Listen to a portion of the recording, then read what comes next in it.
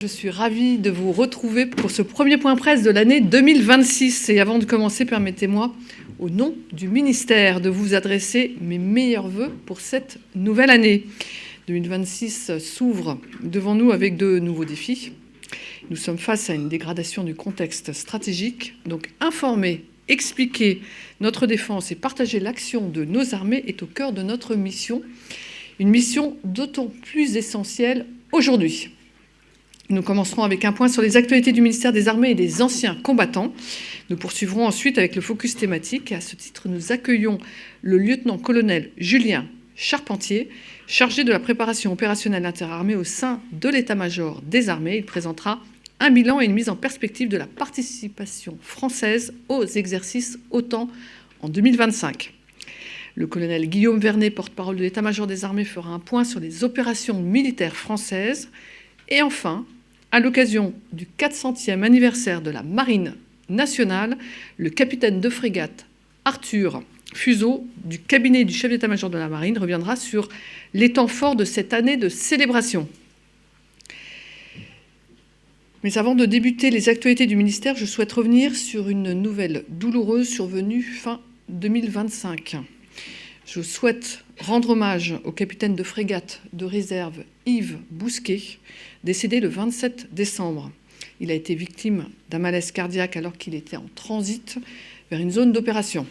Le ministère des Armées et des anciens combattants exprime sa tristesse et s'associe à la douleur de sa famille, de ses proches et de ses frères d'armes. Passons maintenant au point sur les agendas des ministres. Mardi, la ministre Catherine Vautrin et la ministre déléguée Alice Ruffaut étaient présentes à la réunion de travail dans le cadre de la coalition des volontaires. Aujourd'hui, à 17h, les chefs de parti, les présidents des groupes parlementaires, les présidents des commissions des affaires étrangères et de la défense de l'Assemblée nationale et du Sénat se seront réunis autour du président de la République. Cet échange sera consacré à l'Ukraine et aux garanties de sécurité. Les deux ministres participeront à cette rencontre. Ce soir, dans le prolongement de la conférence des ambassadrices et des ambassadeurs qui se tient en ce moment même au palais de l'Élysée, une réception sera organisée à l'hôtel de Brienne par la ministre Catherine Vautrin et la ministre déléguée Alice Ruffaut. Ce moment permettra d'aborder les priorités de la politique de défense et de la coopération militaire internationale. Vendredi, la ministre Catherine Vautrin se rendra dans l'Oise sur le site de Matra Électronique, filiale de MBDA. Ce déplacement mettra en lumière l'excellence de la base industrielle et technologique de défense et entrepreneur, ainsi que la vitalité du tissu industriel et entrepreneurial implanté sur l'ensemble du territoire national. Ce même jour, Alice Ruffaut présidera le 6e comité de suivi du plan blessé. L'après-midi, elle recevra l'ambassadeur du Royaume-Uni en France à Brienne. Enfin, la semaine prochaine marquera un temps fort pour le service national, puisque à partir du lundi 12 janvier, les jeunes pourront candidater au service national. Et à cette occasion, nous organisons une conférence de presse à Ballard à 10h, en présence de la ministre Catherine Vautrin, du chef d'état-major des armées et des chefs d'état-major des 3 armées. Je passe maintenant aux actualités du ministère.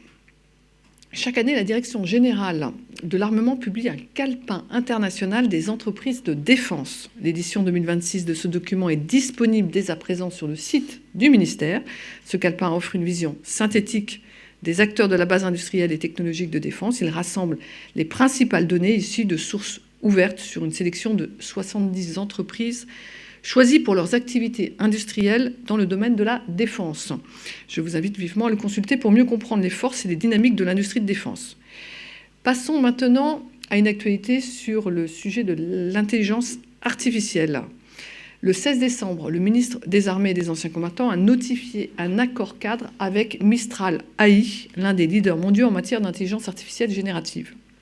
Cet accord renforce la souveraineté technologique française. Il permet aux armées, directions et services du ministère, ainsi qu'à plusieurs établissements sous tutelle, d'accéder à des solutions d'intelligence artificielle générative de pointe. Piloté par l'Agence ministérielle pour l'intelligence artificielle de défense, l'AMIAD, cet accord accélère le développement et le déploiement de l'IA générative au service des forces. En intégrant les solutions les plus avancées de Mistral, le ministère consolide ses capacités et prépare les forces armées aux défis à venir. Cela garantit une maîtrise souveraine des technologies utilisées. L'innovation est également mise à l'honneur par les forces, comme le montre l'armée de terre avec sa journée. Celle-ci est organisée le 15 janvier à Bitche, en Moselle, par la 2e brigade blindée. Placée sous le thème de la furtivité et de la lutte anti-drone, cette journée a plusieurs objectifs. Le premier, favoriser la compréhension des enjeux technologiques actuels. Ensuite, c'est renforcer les synergies entre unités et acteurs de l'innovation. Et enfin, mettre en lumière les projets de la brigade pour s'adapter aux nouvelles menaces. Donc au programme, exposition de matériel, capteurs et équipements innovants, démonstration dynamique des capacités de lutte anti-drone et moments d'échange conviviaux entre les différents participants. Industriels et acteurs institutionnels se retrouveront ainsi pour confronter leurs idées, partager leurs innovations et explorer ensemble les solutions de demain. Je poursuis avec une actualité placée sous le signe de la mémoire, de la jeunesse et de la transmission. Le 13 janvier, le lycée militaire d'Autun organise une avant-première du film français « Les enfants de la résistance ». La projection sera suivie d'un moment d'échange. Le long-métrage sortira en salle le 11 février. Artus et Gérard Jugnot seront à l'affiche. Destiné au jeune public, ce film aborde la résistance à hauteur d'enfants. L'événement réunira les élèves du primaire au lycée, des enseignants, des journalistes, ainsi que les membres de l'équipe du film. Le choix du lycée militaire d'Autun s'est imposé naturellement au regard de son ancrage historique et de la présence du musée des enfants de troupe. Un musée situé dans l'enceinte du lycée militaire d'Autun qui retrace plus d'un siècle d'histoire des élèves des écoles militaires. Pour plus d'informations, n'hésitez pas à vous rapprocher du CIRPATER. La jeunesse et la transmission de l'histoire sont également au cœur des missions du musée de l'armée, qui a connu une fréquentation exceptionnelle en 2025 avec près de 1,5 million de visiteurs, un niveau de fréquentation record depuis 10 ans. Ce chiffre témoigne de l'intérêt du public pour l'histoire militaire et la mémoire nationale dans un contexte marqué par le cycle des commémorations des 80 ans de la Libération. Et les jeunes représentent une part significative des visiteurs. Les moins de 26 ans représentent 40% d'entre eux, avec une progression marquée chez les 18-25 ans, en hausse de 27%. Grâce à une programmation riche, ponctuée d'actions pédagogiques, de nocturnes ou de journées européennes du patrimoine, le musée confirme sa place centrale dans le paysage culturel français. En 2025, le musée de l'armée devient le 4e musée le plus visité de Paris, gagnant une place par rapport à 2024. Nous lui citons le même succès pour cette année. Passons maintenant au focus dédié au bilan de la participation des armées françaises aux exercices de l'OTAN pour l'année 2025. Cette année a été marquée par une dégradation de l'environnement sécuritaire international et par la poursuite de la guerre d'agression menée par la Russie contre l'Ukraine. La France et ses alliés ont renforcé leur posture dans les différents dispositifs de l'OTAN sur le flanc Est, tout en continuant de soutenir activement les forces armées ukrainiennes. Membre fondateur de l'OTAN, la France est un allié fiable, crédible et solidaire qui s'engage activement pour la défense de l'espace euro-atlantique. Cet engagement se traduit concrètement par une participation aux opérations et exercices interalliés dans tous les milieux, terrestres avec les forces déployées en Roumanie et en Estonie, maritime de la Baltique à la Méditerranée, et aérien à travers la mission de police du ciel dans les pays baltes. Chaque exercice, chaque déploiement illustre la capacité des forces françaises à agir de manière coordonnée avec leurs alliés, tout en maintenant un haut niveau de préparation opérationnelle. Mais je n'en dis pas plus et cède la parole au lieutenant-colonel Julien Charpentier. Je vous en prie, c'est à vous. Je vous remercie, Madame la déléguée.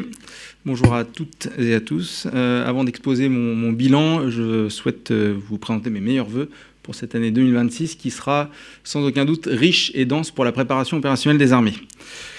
Depuis la création de l'Organisation du traité de l'Atlantique Nord, les armées françaises ont inscrit leur préparation opérationnelle dans une logique de coopération avec leurs alliés. Cette démarche permet de participer pleinement au cycle d'entraînement des structures de commandement de l'Alliance, de contribuer directement au plan de défense collective et de renforcer notre crédibilité opérationnelle au sein de l'Alliance. Dans le contexte stratégique actuel, l'intensité et la proximité de la menace ont entraîné un sursaut global mettant en lumière la pertinence de cette approche. Les dernières revues nationales stratégiques, particulièrement celle de 2022 puis celle de 2025, ont confirmé cette évolution. Elles actent une bascule de l'effort stratégique français vers l'Europe, dans un contexte d'accélération de la dégradation sécuritaire mondiale. Nous sommes dans une nouvelle ère, marquée par le retour de la guerre de haute intensité sur le continent européen. Un recours désinhibé de la force, la multiplication des menaces hybrides, la contestation de nos espaces communs, qu'ils soient terrestres, maritimes, aériens, cyber ou spatials, et une remise en cause brutale des équilibres stratégiques. Dans ce contexte, la préparation opérationnelle française concourt à 3 exigences complémentaires afin d'être prêt à 1. Répondre dans l'urgence à des vulnérabilités sur le territoire national, y compris en Outre-mer, garantir nos accords de défense bilatéraux et enfin défendre collectivement l'Europe, qui est le sujet de la présentation aujourd'hui. Sur ce dernier point, l'OTAN est un cadre naturel et un levier structurant et essentiel de notre préparation opérationnelle. Je vais donc, dans un premier temps, vous expliquer les objectifs et le processus de la préparation opérationnelle dans l'OTAN, puis les illustrer au travers d'exercices majeurs. Diapositive suivante, s'il vous plaît. Cette préparation n'est pas théorique et vise un objectif très concret. Être en mesure de combattre immédiatement dans une guerre de haute intensité et en coalition. Le concept anglo-saxon de « fight tonight » traduit cette exigence.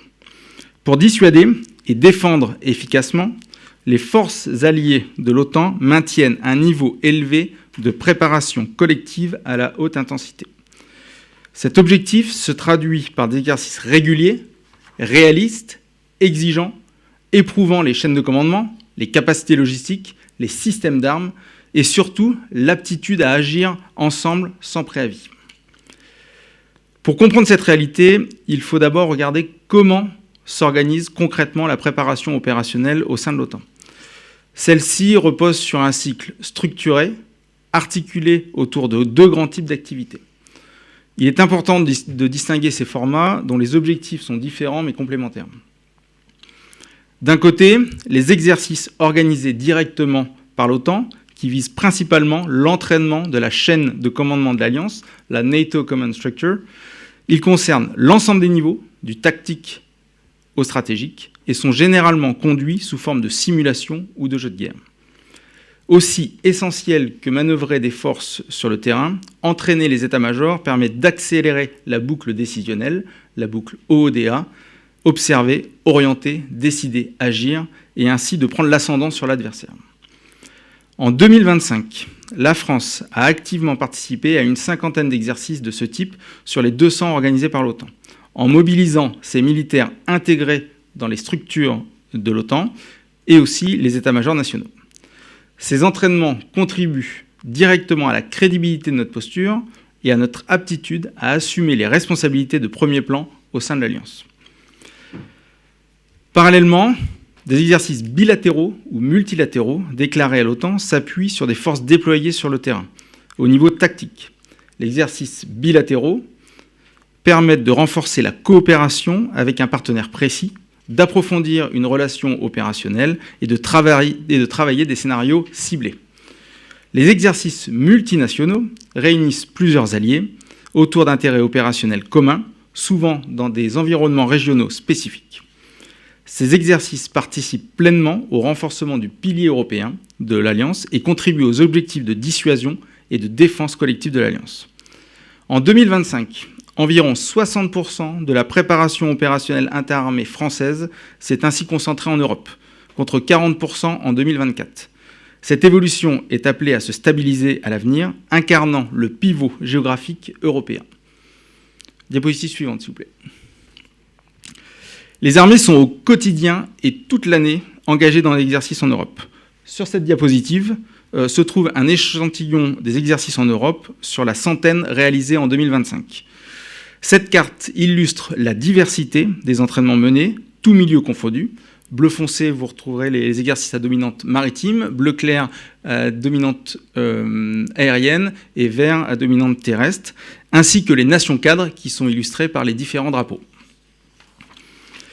Des exercices comme Baltops en mer Baltique, Hedgehog en Estonie, ou Dacian Fall sur le flanc est de l'Europe, ou encore Pégase, ont éprouvé nos capacités à agir ensemble avec une capacité de production rapide, crédible et interopérable.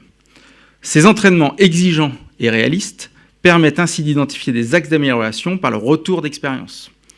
Les armées sont de véritables organisations apprenantes, engagées dans un processus d'adaptation continue face à l'évolution des menaces et des environnements. Les exercices dans l'OTAN ne sont finalement pas uniquement des entraînements. Ils permettent de tester nos forces en conditions réalistes aux côtés de nos alliés et d'échanger des savoir-faire sur des scénarios de haute intensité évolutifs.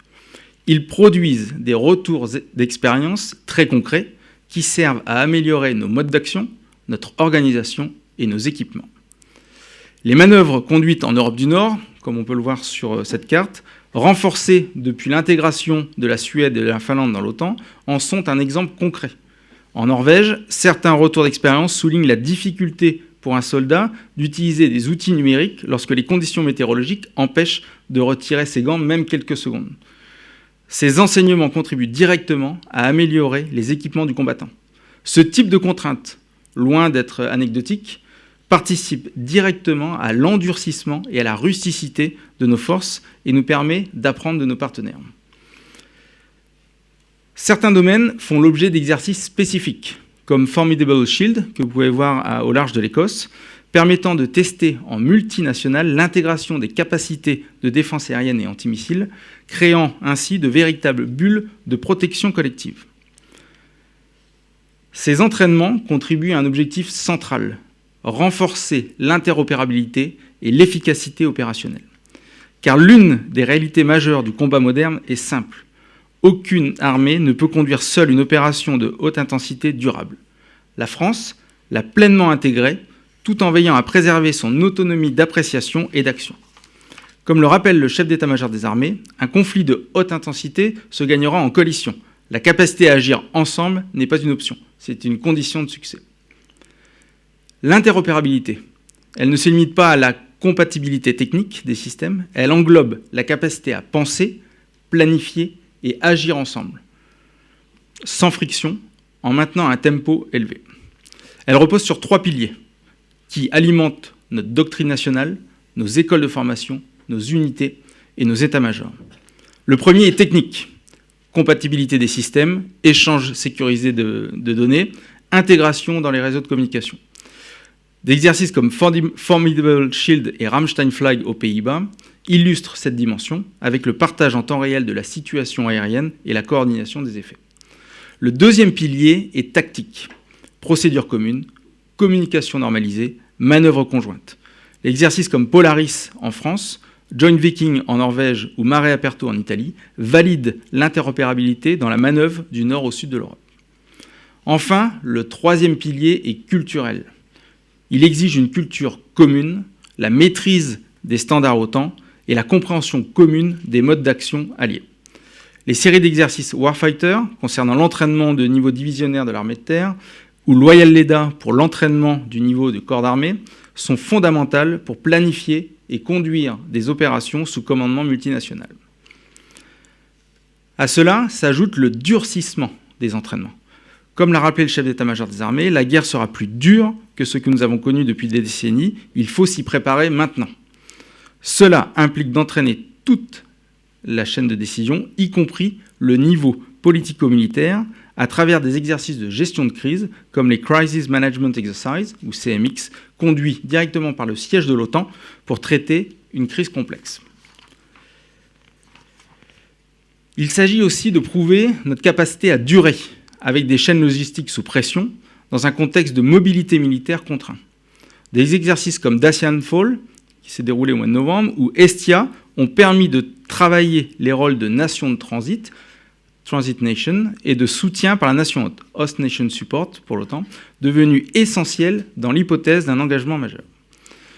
Enfin, ces entraînements développent de nouvelles manières de combattre, par la recherche d'innovation continue. Dronisation du champ de bataille, guerre électronique, outils d'aide à la décision, architecture numérique partagée.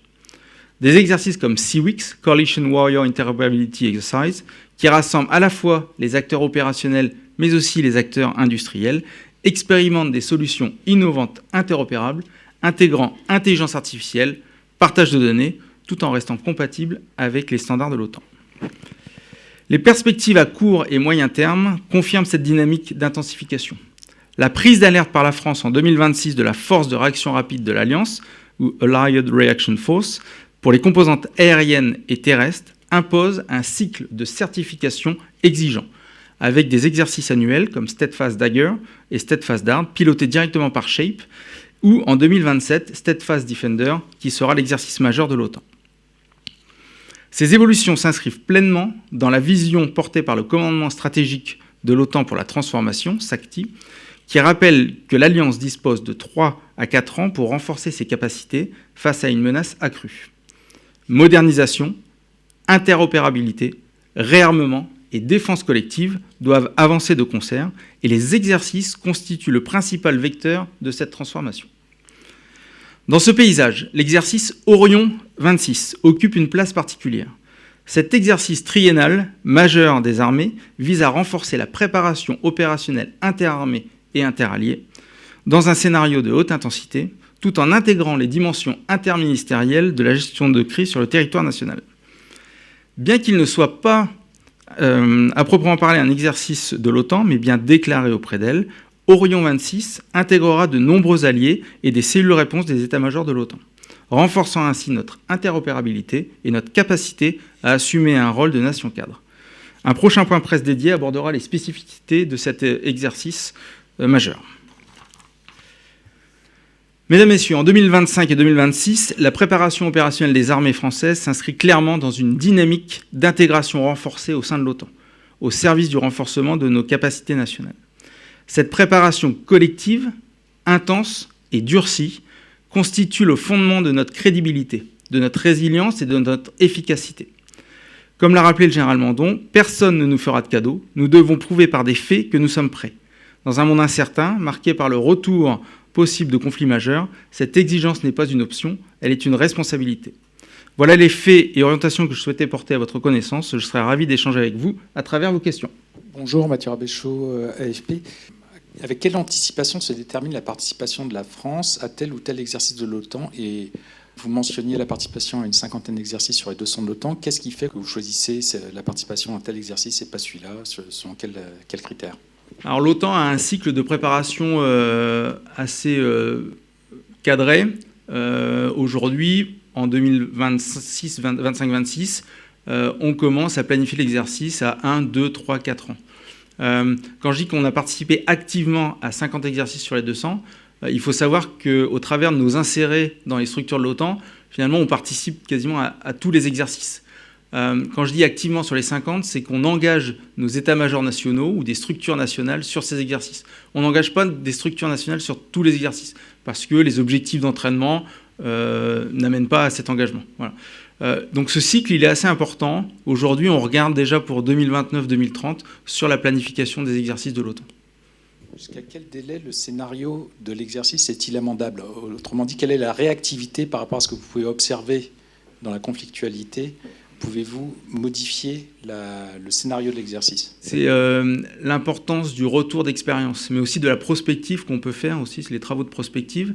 Ce scénario, il est évolutif. Il prend en compte le retour d'expérience, les enseignements des derniers exercices, et, je ne vais pas dire au quotidien, mais régulièrement, il est remis à niveau en fonction du scénario. C'est ce que vous verrez en fin de mois sur le point presse avec Orion 26, où on arrive en fait à mettre à jour ce scénario avec la situation.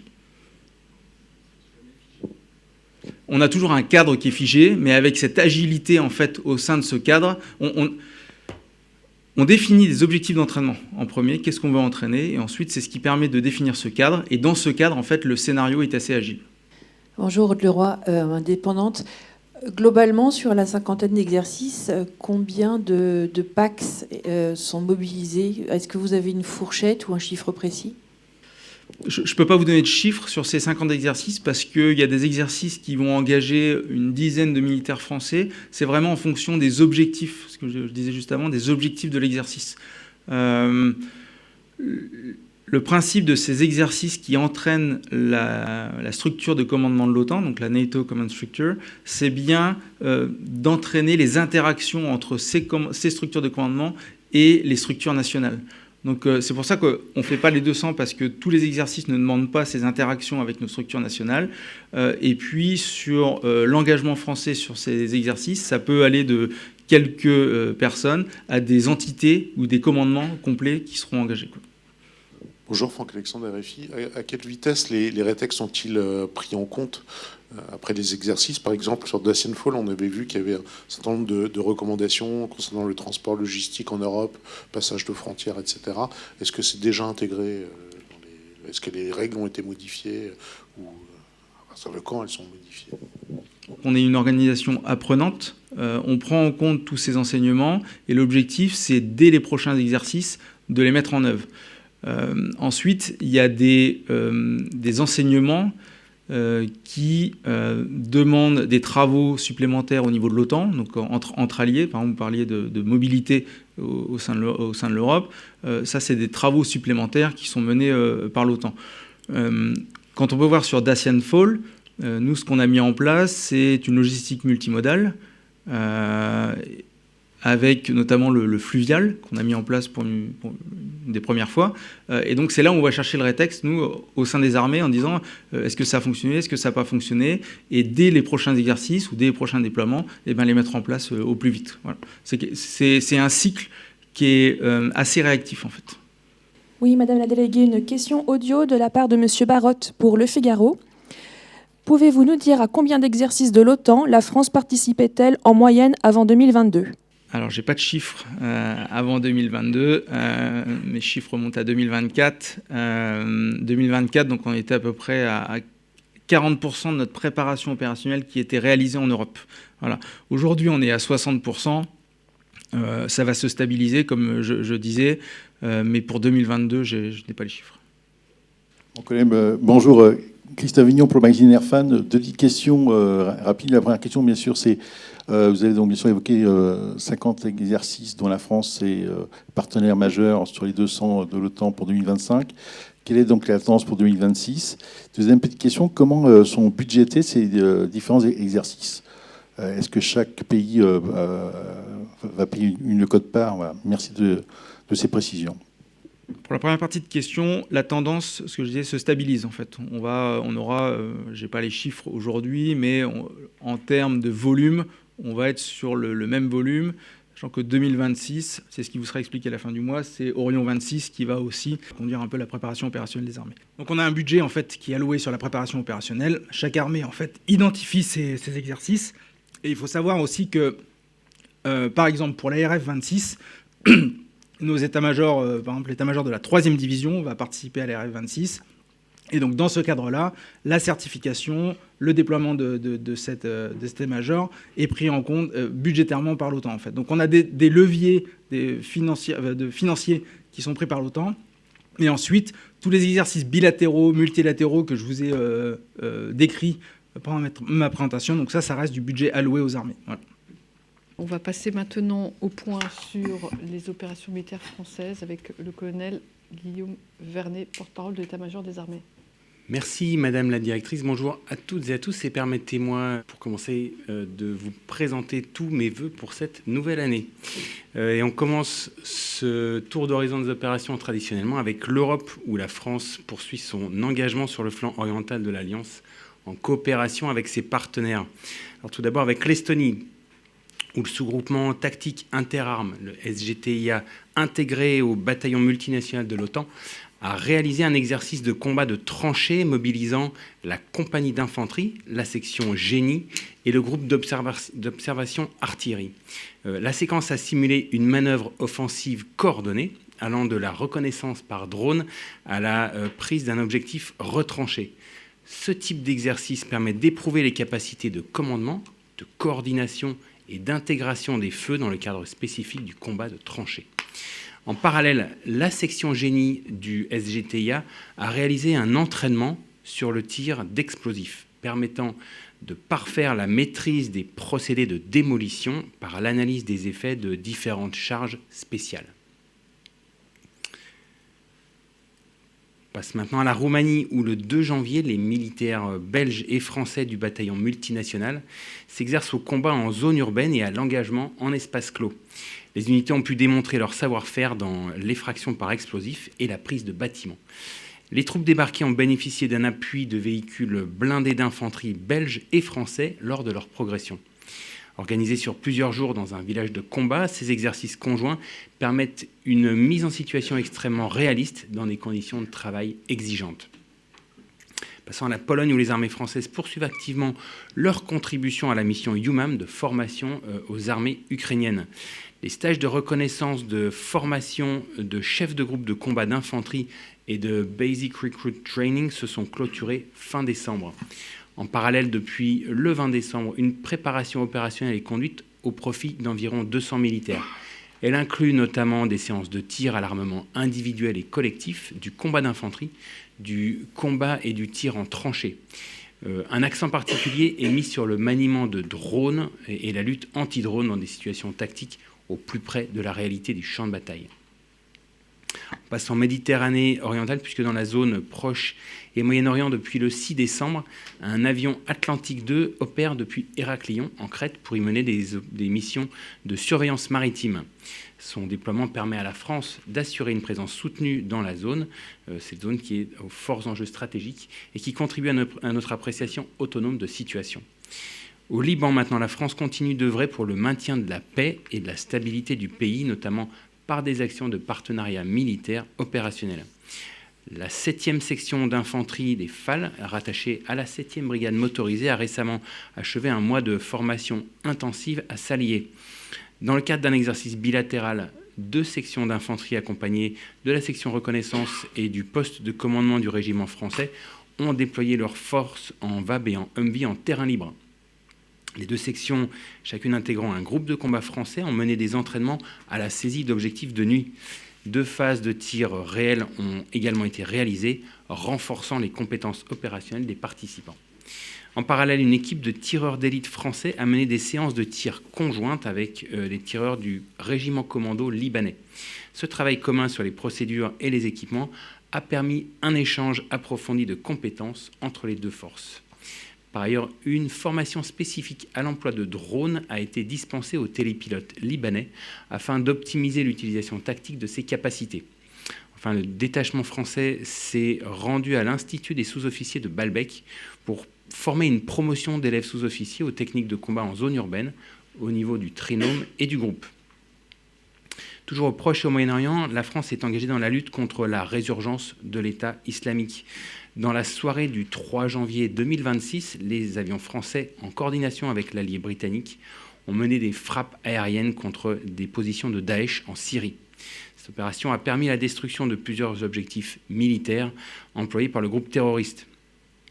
Menée dans le cadre de l'opération Inherent Resolve, OIR, cette mission contribue à lutter contre les résurgences de Daesh, menace directe pour la stabilité régionale, l'Europe et la France.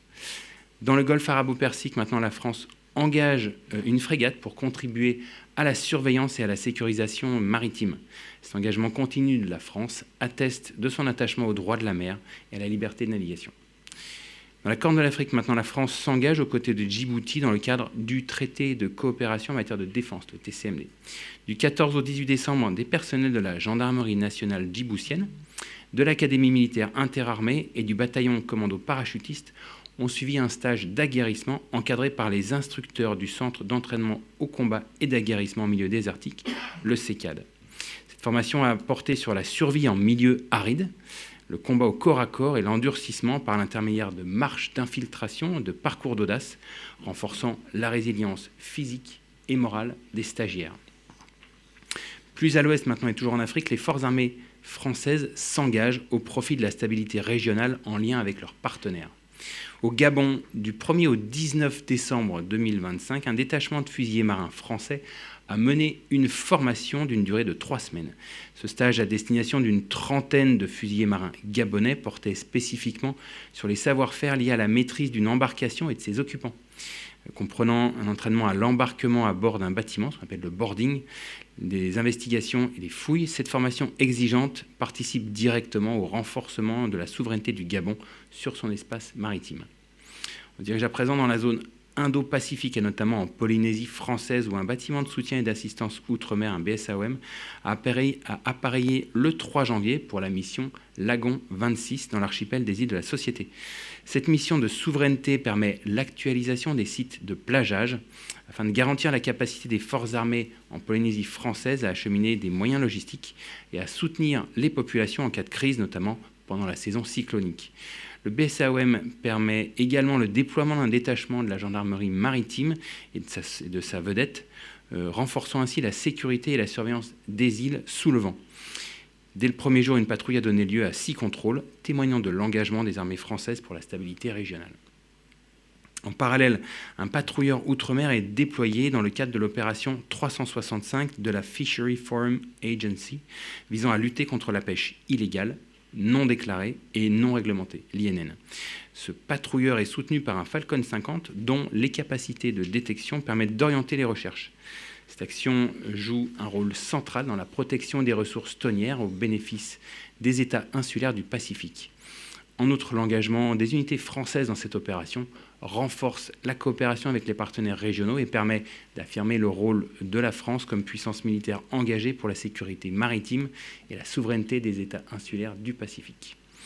Et on termine cette revue des opérations dans l'Hexagone où les armées apportent une contribution concrète à l'effort national de vaccination des bovins face à l'épidémie de dermatose nodulaire contagieuse. En Ariège, depuis le 18 décembre, les vétérinaires militaires ont pris en charge plus de 14% des vaccinations, soit plus de 10 000 bovins, permettant d'atteindre 100% de l'objectif du dispositif interministériel pour ce département. Dans le Gers et en Haute-Garonne, les opérations ont repris et se prolongeront jusqu'à la mi-janvier. Intégré au dispositif interministériel, cet appui militaire témoigne de l'engagement et de la disponibilité des armées françaises au service de la population civile et de la protection sanitaire. Et ceci conclut mon intervention. Mathieu Rabéchaud, AFP. 2 questions. La première a trait à l'intervention américaine hier contre un pétrolier russe au sud de l'Islande. Les Britanniques ont indiqué avoir pris part à l'opération en soutien. Est-ce que vous pouvez nous dire si la France a eu une action relative à cette opération? Et deuxième question sur les frappes avec les Britanniques dans le cadre d'Inherent Resolve. Est-ce que vous pouvez préciser un peu le nombre d'avions concernés ou de sites frappés par les rafales? Merci pour ces questions. Donc pour ce qui est de l'intervention américaine sur ce bâtiment, vous savez que nous suivons avec intérêt un ensemble de bâtiments qui contournent les sanctions européennes. Cette surveillance se fait sur l'ensemble des façades maritimes qui nous concernent. Et on a déjà démontré une capacité d'action dans ce domaine. Donc cette action de suivi, c'est une action qui est de type renseignement, repositionnement pour ces bâtiments d'intérêt. Là, en particulier, vous avez bien compris que la France n'était pas intervenue sur cette action. Concernant les frappes OIR, donc ce sont des frappes qu'on appelle deliberate, donc des frappes qui résultent d'un travail assez long et qui visent à éviter qu'il y ait une capacité de résurgence et de projection de capacités terroristes vers notre territoire. Donc ces frappes ont été faites dans le cadre OIR. Vous savez que traditionnellement, dans ce cadre-là, on n'attribue pas à un pays en particulier les objectifs ou la réalisation de ces objectifs. Donc c'est bien un travail commun avec l'ensemble des nations participantes. Je vous rappelle que OIR, c'est pas loin d'une centaine, c'est une coalition d'une centaine de pays, où la France est effectivement un des acteurs majeurs aux côtés des Britanniques et des Américains, mais c'est un travail commun. Pour ce qui est du volume d'aéronefs et du type d'armement utilisé, je suis navré, mais je ne vous donnerai pas la réponse. En revanche, vous avez pu voir qu'on a publié là-dessus. Donc, il y a effectivement des avions français. Vous avez vu qu'il y a du Rafale. Et on a tiré, entre autres, de l'armement de type A2SM, si vous êtes un peu observateur. Nous allons passer maintenant au bonus dédié aux 400 ans de la Marine nationale. Cette année, la Marine nationale célèbre 4 siècles d'histoire au service de la France, 400 ans d'engagement continu, de présence sur tous les océans et mers du globe et d'adaptation permanente aux évolutions du monde et des menaces.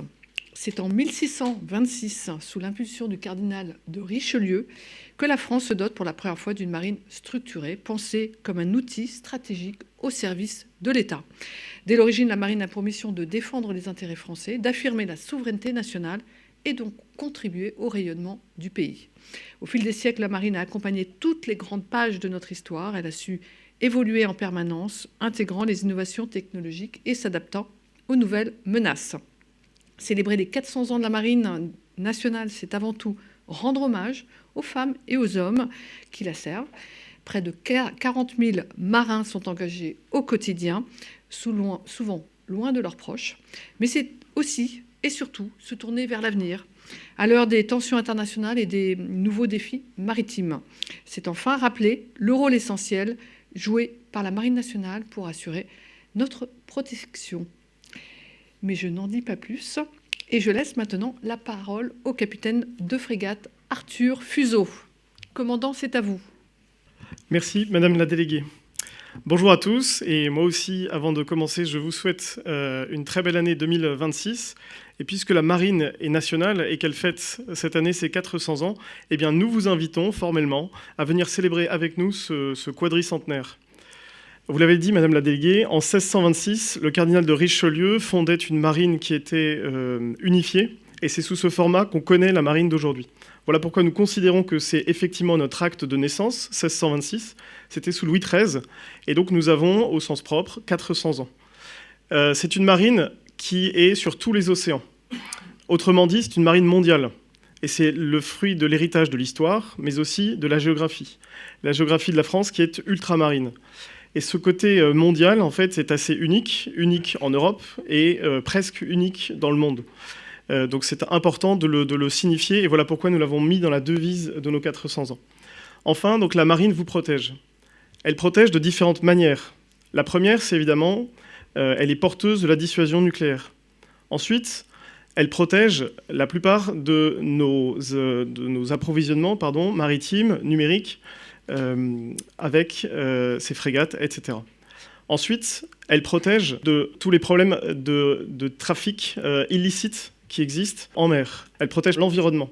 Donc la marine, en réalité, elle a ce côté national, elle a ce côté protection. Et elle protège absolument tous les Français. Et c'est ce que nous allons essayer de démontrer tout au long de l'année 2026. Comment est-ce que nous avons conçu notre manœuvre de 400 ans ? Nous parlons de manœuvre parce qu'effectivement, nous sommes marins. Eh bien, d'abord, c'est un moment de cohésion nationale qui est important aujourd'hui et qui est autour de la marine et plus généralement des gens de mer. Ensuite, c'est un moment de fierté collective. Et pardon, mais ce sera un moment avec une forme de sobriété. Évidemment, nous allons faire des célébrations, mais ce seront des célébrations qui seront sobres. Avec évidemment une projection vers l'avenir. Il ne s'agit pas de faire que de l'histoire, mais il s'agit surtout de se projeter vers l'avenir. Et pour ce faire, nous allons nous tourner vers la jeunesse, qui est aussi notre avenir, et vers les territoires, avec laquelle la marine a une réelle interdépendance. Et nous allons le démontrer et l'illustrer pendant justement cette année des 400 ans. Enfin, nous ne pourrions pas faire ces 400 ans sans, en réalité, 50 mécènes et partenaires qui sont au quotidien avec nous et qu'ils soient remerciés, parce que c'est grâce à eux que nous sommes en mesure de faire les 400 ans tels que nous les avons préparés. Il y a plusieurs temps forts dans les 400 ans et les majeurs sont ici. D'abord, le premier temps fort, c'est celui du 8 mai. Le 8 mai, nous allons illustrer le fait que la marine protège. Et comment en faire mieux que de présenter nos capacités avec nos équipages et leur savoir-faire devant tout le monde. Donc ce sera une démonstration de force navale qui aura une vocation interalliée, c'est-à-dire que nous invitons l'OTAN globalement et l'Union européenne à venir avec nous démontrer leurs capacités. Une dimension interarmée avec nos camarades de l'armée de l'air et de l'espace évidemment et de l'armée de terre. Également, ce sera inter-administration avec les affaires maritimes et les douanes. Et puis, ce sera aussi avec nos partenaires civils qui sont en mer avec nous tous les jours. Je ne vais pas les citer, mais on peut citer par exemple des armateurs. Et donc, cette démonstration du 8 mai se fera à Marseille, à la fois dans la ville et puis en mer. Et donc, nous remercions également tous ceux qui sont à l'œuvre aujourd'hui, donc la préfecture et puis le maire de Marseille qui nous aide à provoquer cet événement. Ce sera un événement majeur, donc avec, en termes de moyens, le porte-avions Charles de Gaulle, un ou plusieurs porte-hélicoptères amphibies, et puis évidemment nos frégates, nos sous-marins aéronefs commando, et tout ça sous le signe de l'innovation et de nouvelles capacités. Voilà, cette démonstration, elle n'est pas seulement pour montrer les choses aux Français, elle est aussi pour montrer à nos compétiteurs qui nous regardent qu'ensemble, et c'est bien le cœur du sujet, ensemble, avec nos partenaires, nous sommes crédibles. Et c'est bien l'objet de ce 8 mai. Ensuite, du 23 mai au 14 juin, il y aura ce qu'on appelle les journées jeunesse et territoire, qui sont, vous l'avez compris, le cœur des 400 ans de la marine. Pendant ces journées, la marine va retourner aux sources. Alors vous allez me dire, mais qu'est-ce qu'il raconte ? La réalité, c'est que nous allons réellement retourner aux sources. La marine va sortir de ses ports et aller aux sources. Elle va aller vers les départements de naissance de tous les marins, c'est-à-dire toute la France. Elle va aller aussi vers, quand vous prenez une carte de France de la naissance d'une frégate, de ses systèmes, de ses installations, eh bien ce sont les PME qui les ont construites. Et retourner là où sont construits nos aéronefs, nos bâtiments, nos installations, eh bien c'est ce que nous allons faire au cours de nos journées jeunesse et territoire. Et nous allons donc retourner dans 50 villes en France hexagonale et en Outre-mer pour précisément célébrer ça autour d'un triptyque qui est constant mais qui s'adapte en réalité à ce qui se passe localement et notamment au tissu industriel, à l'histoire du territoire dans lequel on sera. Donc avec une cérémonie militaire le matin, avec une préparation militaire marine. Ensuite, des ateliers qui prendront la forme que les gens locaux voudront. Et enfin, la présentation d'un film sur la marine qui pourra être commenté avec les marins qui seront présents sur zone. Et donc, vous voyez, ce sera véritablement des moments de cohésion nationale avec ce côté incarné, territorialisé, avec tous nos partenaires, nos mécènes et évidemment les marins. Le troisième gros événement, ce sera la bataille de Chesapeake. Vous savez que cette bataille est une bataille centrale dans l'histoire de la marine, pas seulement parce qu'elle a permis la victoire de Yorktown et donc l'indépendance américaine, mais aussi parce qu'elle fonde d'une manière l'esprit combattant de la marine nationale dont on a encore besoin aujourd'hui. Et donc on la célèbre singulièrement tous les ans le 5 septembre dans tous les ports de la marine. Et en 2026, nous la célébrerons particulièrement à Paris. D'habitude, on le faisait au Sénat. En tout cas, cette année, nous l'avons fait au Sénat. Nous le ferons l'année prochaine, en 2026. Nous le ferons au Trocadéro, à côté du Palais de Chaillot, où il y a le Musée national de la marine, avec une cérémonie militaire et un son et lumière. Suivante. Alors, les 400 ans, on vous a présenté des choses qui étaient un peu générales et qui étaient centrales. Maintenant, c'est aussi beaucoup d'événements qui seront locaux. Et le mot juste, c'est la subsidiarité. Et donc, ce sont les autorités locales de la marine qui, elles, fabriquent des événements, chacune selon ses prérogatives. Et donc, vous voyez la somme, ou en tout cas la nature de ces événements. Et bien sûr, il y a aussi une labellisation. C'est-à-dire que nous offrons un label, donc c'est le logo des 400 ans, à tous ceux qui le demandent, des institutions extérieures à la marine qui veulent provoquer un événement en rapport avec les 400 ans, avec la marine, et qui nous en font la demande. Nous leur offrons ce label. Ils sont capables donc après de porter le logo. Et puis nous nous occupons aussi de faire un petit peu de communication sur ce qu'ils font. Et bien sûr, des marins pourront se rendre à leurs propres événements, à eux. Donc en tout, on a 300 projets propres et 120 labels distribués. Et l'idée, c'est de continuer à distribuer ces labels, bien évidemment. Et enfin, donc pour terminer, pour nous suivre et comprendre ce que nous faisons, eh bien, le site du ministère des Armées abrite une page 400 ans sur laquelle vous trouverez l'ensemble des événements avec 3 à 4 semaines à peu près de préavis. Et donc, vous pourrez suivre effectivement l'ensemble de ces événements. Et ensuite, sur les réseaux sociaux, nous sommes classiquement sur tous les réseaux sociaux via le CIRPA, le CESM et autres. Et le hashtag, c'est Marine, tout attaché, 400 ans. Voilà, j'en ai terminé et je suis prêt à répondre à vos questions. Bonjour. À propos de la démonstration de force navale à Marseille, pour la partie en mer, est-ce qu'on doit comprendre que c'est une parade navale ou est-ce que les navires seront à l'ancre? Comment est-ce que ça se passera? Alors, merci pour votre question. En fait, ce n'est pas une parade navale, c'est bien une démonstration de force navale. Donc, ce seront des tableaux dynamiques qui démontrent des capacités, avec du coup une spécificité, comme je l'ai dit, sur les nouvelles capacités que l'on a, en tout cas le renouvellement qu'on a eu via la loi de programmation militaire notamment. Alors une partie sera forcément visible depuis la côte, bien sûr, mais surtout, oui, je ne l'ai pas dit, et merci de me le dire, merci de le souligner. En fait, il y aura une couverture médiatique. Je ne peux pas révéler exactement la nature qu'elle aura, mais il y aura une couverture médiatique en direct, permettant de voir et de visualiser à terre tout ce qui se passe en mer. Mais évidemment, la rade de Marseille a été choisie spécifiquement parce qu'elle est grande, qu'elle est belle, qu'elle est populaire. La marine est nationale, je le dis, c'est la marine de tous les Français. Et donc l'idée, c'est aussi que les Français puissent voir effectivement cette démonstration de force navale et soient fiers de leur marine et comprennent ce qu'elle est capable de faire. Alors justement, à ce propos, combien d'embarcations de navires sont mobilisées, aussi bien français que, puisque vous dites que c'est interallié, qu'étranger? En fait, la planification est en cours. Et donc pour l'instant, je suis incapable de vous donner un chiffre précis. En revanche, ce que je peux vous dire, c'est que toutes les invitations sont parties vers, évidemment, nos partenaires et que nous attendons encore, évidemment, les réponses. La planification, elle se terminera, je pense qu'il y aura une communication dédiée à cela quelques temps avant le 8 mai. Quelques temps avant, c'est 1 mois, 2 mois? Je pense que ce sera 1 mois. Concernant le Trocadéro, le 5 septembre, sans parler de mettre une frame au pied de la tour Eiffel, comme le suggérait un de vos camarades, est-ce que des embarcations seront sur la Seine? Alors, il est encore un peu tôt pour vous dire cela,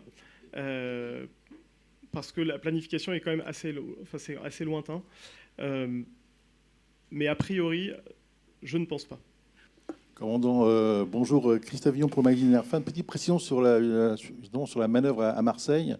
Nos alliés américains ont en général la façon de faire un peu identique à la vôtre. C'est-à-dire qu'au départ, ils font une parade, des manœuvres navales, et après, ils mettent des bâtiments à quai pour que le public puisse monter à bord. Est-ce qu'il est prévu que notre marine fasse de même, notamment de mettre certains bâtiments visitables pour le public? Merci. Le concept précis de tous les tableaux est en cours d'élaboration. Et dans les options, évidemment, il y a ce genre de procédé. En revanche, je ne peux pas être affirmatif sur le fait que ce sera ça le jour J. J'ai également une question. Quelle programmation, quelles cérémonies sont prévues en Outre-mer? Outre-mer, c'est un peu spécifique. On l'a dit, la marine est mondiale et c'est dû à la géographie des Outre-mer. Donc c'est extrêmement important de célébrer aussi les 400 ans en Outre-mer. Là-bas, ce sont les commandants de base navale qui sont chargés de faire un mini 400 ans localement. Et ça se fait avec une liberté d'agenda par rapport à la métropole, précisément parce que là-bas, on va incarner les choses et on va gérer l'agenda local. Voilà, nous sommes partenaires avec la Fédération des entreprises des Outre-mer, notamment, et puis nous sommes évidemment en lien avec les pouvoirs publics locaux, les départements, les collectivités, pour organiser ces 400 ans. Par exemple, à La Réunion, il y a une dizaine d'événements qui sont prévues et de toutes sortes. Avec des visites de bâtiments, des liens avec l'éducation nationale aussi, on pourra en parler, des challenges sportifs ou des événements culturels. En Guyane, par exemple, 6 autres à peu près de même nature que ceux de la Réunion. Voilà. Outre-mer, il y a aussi le côté spécifique, il y a des thématiques qui vont être données. La thématique de la lutte contre la pêche illicite, pêche INN. Le colonel Vernet en a parlé tout à l'heure, et donc ça, c'est très actuel, et c'est permanent chez nous. Dans la marine. Et donc on va illustrer l'utilité de la marine également outre-mer par le biais de ces thématiques là-bas. Narcotrafic, préservation de l'environnement également. Mais surtout, outre-mer, il y aura cette année le WPNS. Donc c'est le symposium des marines du Pacifique. Celle-ci a lieu en novembre 2026 et cette année, la France en est présidente. Ça veut dire que le chef d'état-major de la marine française va convoquer 30 chefs d'état-major des marines du Pacifique pour venir à Tahiti parler de la résilience du Pacifique face à les crises climatiques, les crises humanitaires que cela implique et autres problématiques liées au trafic illicite. C'est un événement qui est donc international, porté par la marine cette année en 2026, et cela clôturera en réalité les 400 ans. Et là encore, c'est pas un détail, c'est par les Outre-mer qu'on terminera nos 400 ans. Voilà, et donc c'est le 24 au 27 novembre à Tahiti même, voilà, avec les 30 du coup, chefs d'état-major des nations du Pacifique. Bonjour, Capucine Cannon, Le Petit Journal. Je voulais savoir, au-delà de l'outre-mer, est-ce qu'il y a des événements qui sont prévus à l'étranger pour que les Français de l'étranger puissent aussi participer aux 400 ans de la Marine nationale? Alors, affirmatif, nous avons fait ça. Il y a donc la même manière que nous avons fabriqué nos 400 ans, il y a de la subsidiarité. Et donc, toutes les missions de défense avec des marins sont chargées, enfin en tout cas, on leur a proposé de fabriquer des événements 400 ans. Et notamment via l'éducation nationale, puisque nous avons un protocole avec eux, enfin plus exactement un projet pédagogique commun, signé par la directrice générale de l'enseignement scolaire et du chef d'état-major de la marine, qui court déjà on a déjà commencé depuis septembre 2025 pour cette année, 25-26 année scolaire, et qui aura 2 points d'orgue. Le premier, c'est la distribution de supports pédagogiques pour expliquer la marine. Et donc, ils sont sous 3 formats, un format CM2, un format collège et un format lycée, disponibles numériquement et aussi disponibles sur demande, papier. Et donc, nous, on leur envoie ces éléments, ces livrets pédagogiques pour expliquer la marine. Et un autre gros élément pour le partenariat, c'est aussi des shorts vidéo qui seront faits par les officiers de la Jeanne d'Arc, qui s'adresseront aux élèves du secondaire pour leur montrer l'émission de la marine, l'actualité de la marine, le quotidien de la marine, là où ils seront en mission Jeanne d'Arc. Et donc ça, ce sera évidemment disponible, particulièrement puisque c'est immatériel, pour les Français à l'étranger. Parfait. Écoutez, merci de nous avoir fait voyager. Nous vous souhaitons une bonne fin de semaine. Ceci donc conclut ce point presse aujourd'hui. Nous vous donnons rendez-vous donc lundi 12 à 10h pour un point spécifique, un point presse sur le service national avec la ministre Catherine Vautrin, le chef d'état-major des armées Fabien Mandon et les 3 chefs d'état-major des 3 armées. Merci. Très bonne fin de semaine à tous.